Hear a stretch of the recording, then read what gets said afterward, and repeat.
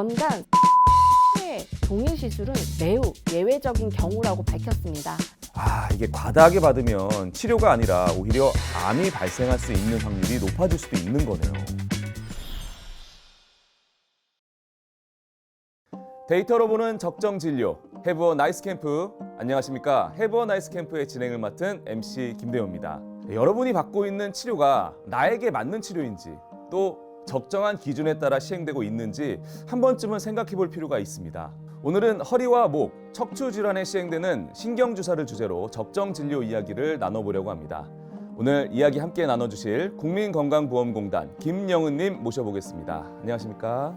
안녕하세요. 네, 간단하게 자기소개 좀 부탁드릴게요. 네, 안녕하세요. 국민건강보험공단 급여관리실 적정진료분석부 김영은입니다. 오늘 주제가요. 아마 국민 여러분들도 경험을 많이 해보셨을 텐데 바로 주사입니다.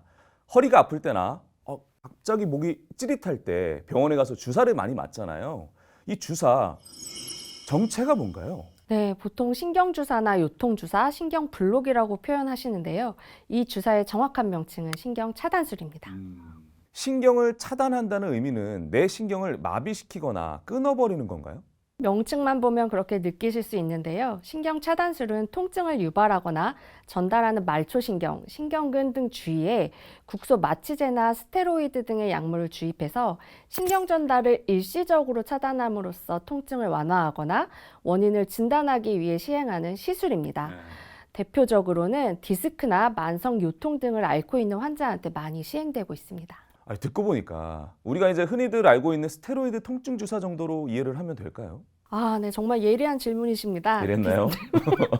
비슷한 개념이라고 생각이 들 수 있는데요. 스테로이드는 기본적으로 염증을 억제하고 통증을 완화시키는 약물입니다. 신경차단술은 이 스테로이드를 포함한 다양한 약물 제제를 통해 의사가 우리 몸에 시술하여 통증을 완화하거나 원인을 진단하기 위한 행위를 말합니다. 그런데 최근에 이 신경차단술 진료비가 10분 시술에 10만 원에서 15만 원이다.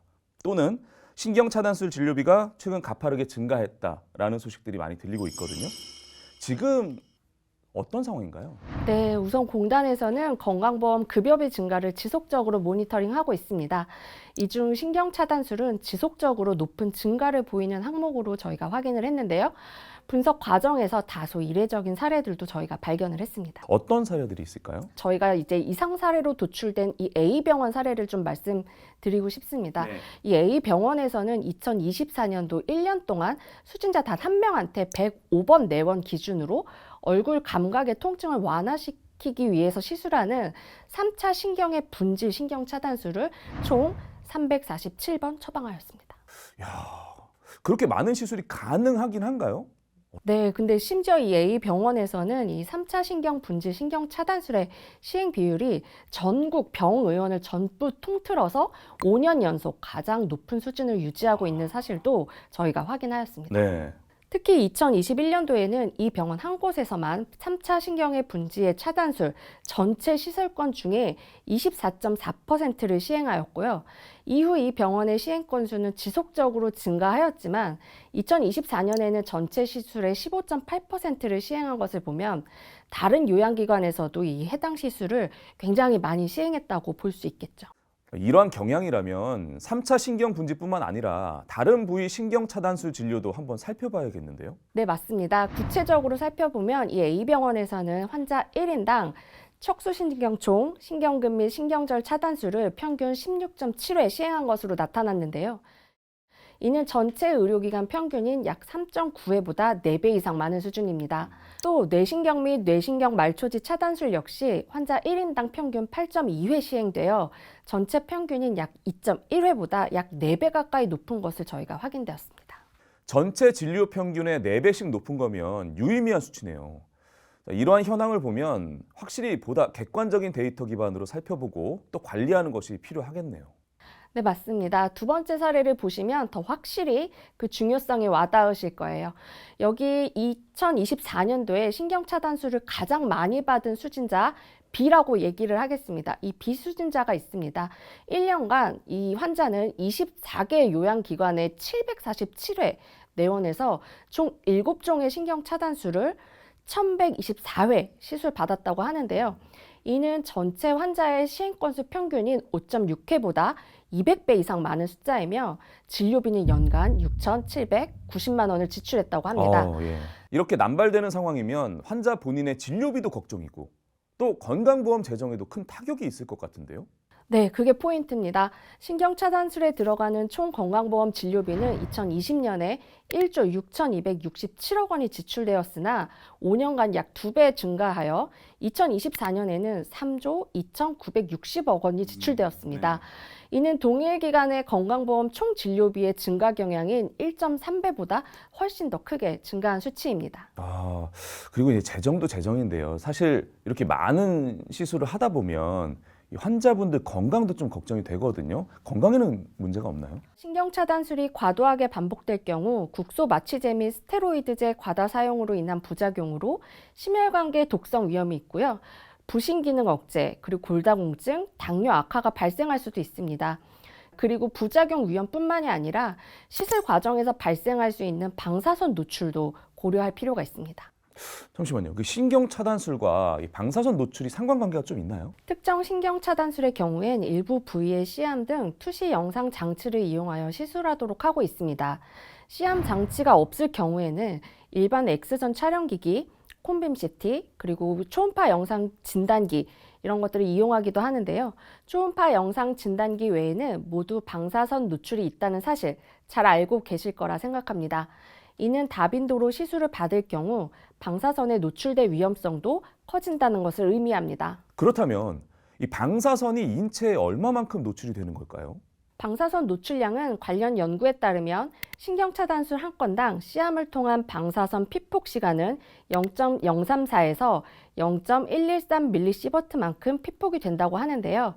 2024년 연간 1124건의 최다 시술을 받은 아까 그 비수신자의 경우에는 모든 신경차단술 시술에 만약 시암 장비를 이용했다고 저희가 가정을 한다면요. 최대 127mS로 피폭되었다고 추정을 할 수 있는 거죠. 127mS라는 양은 우리 인체에는 어떤 정도의 영향을 줄 수 있을까요? 네, 저희가 일반적으로 일상생활에서 노출되는 연간 방사선량은요, 3.8mS입니다. 여기서 유효설량 100mS를 초과될 경우에는 암 발생 위험을 0.5% 증가시키게 되죠. 이게 과다하게 받으면 치료가 아니라 오히려 암이 발생할 수 있는 확률이 높아질 수도 있는 거네요. 그런데 환자마다 진료가 다를 수도 있다고 생각이 드네요. 특수한 상황이거나 치료를 받았더라도 더 필요한 상황이 발생할 수 있잖아요. 네, 물론이죠. 말씀해 주신 대로 환자의 상태나 신경차단술 반응에 따라서 의료진의 전문적 판단을 존중하는 것이 매우 중요합니다. 그리고 대부분의 많은 의료진들이 의학적 판단에 따라 합리적으로 진료를 하고 있습니다. 다만 설명드린 이례적인 사례들에 대해서는 우리 모두가 함께 확인해 볼 필요가 있다고 생각합니다. 이번 사례에서도 학회 전문가들은 난치성 두통이나 대상포진후 신경통 등 치료가 어려운 환자의 경우 1인당 시술 횟수가 증가할 수 있다면서도 연간 347회의 동일 시술은 매우 예외적인 경우라고 밝혔습니다. 이렇게 적정 진료가 잘 자리 잡기 위해 공단에서도 다양한 노력을 기울이고 있는데요. 저희 프로그램 제목이기도 하죠. 나이스 캠프, 어떤 의미인지 궁금한데요. 네, 나이스 캠프는 국민건강보험공단에서 운영하는 적정진료 추진단의 약어입니다. 공단 건강보험 빅데이터를 기반으로 전체 의료기관의 진료 현황을 분석하고 과다하거나 불필요한 의료행위를 발굴하고 개선함으로써 적정진료 환경을 조성하기 위한 목적으로 2024년부터 의사를 포함한 의료인과 전문 연구원 등 22개 부서가 합동해서 적정진료 추진단, 즉 나이스 캠프를 운영하고 있습니다. 그렇다면 요즘 나이스 캠프의 역할이 더욱 중요해지고 있는 이유도 있을까요? 최근 5년간 건강보험 진료비는 2020년 86조 원에서 2024년 116조로 약 34%나 증가를 했습니다.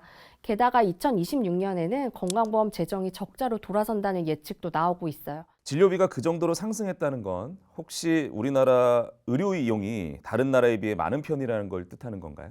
네, 통계적으로는 그렇습니다. 2023년 기준 우리나라의 연간 외래 진료 횟수는 18회로 OECD 평균인 6.5회의 3배 수준에 이르고 있고요.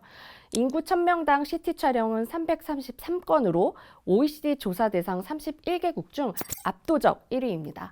물론 필요한 검사를 제때에 받는 것은 매우 중요한데요. 하지만 어떤 경우에는 한 번만 해도 되는 검사가 반복되거나 꼭 필요하지 않은 검사나 처방이 관행적으로 이루어지는 경우도 있다고 보입니다. 결국 필요한 치료는 제때받되 불필요한 검사나 처방은 줄이는 것이 적정한 의료 이용의 핵심이라고 볼 수 있습니다. 말씀을 들어보니 이 의료 서비스를 많이 이용하는 것만이 꼭 좋은 것은 아니라는 생각도 드는데요. 그만큼 적정한 의료 이용에 대한 고민이 필요한 시점인 것 같습니다. 오늘 이 시간을 통해 환자분들께서는 자신의 의료 이용에 대해 한 번 더 관심을 가져보는 계기가 되고 의료진 역시 환자 상태에 맞는 적정 진료의 중요성을 다시 한번 되새기는 계기가 되었기를 바랍니다. 네, 그럼 저는 다음에 더 유익한 정보를 들고 찾아뵙겠습니다. 데이터로 보는 적정 진료, Have a nice camp. 지금까지 MC 김대호였습니다. 고맙습니다.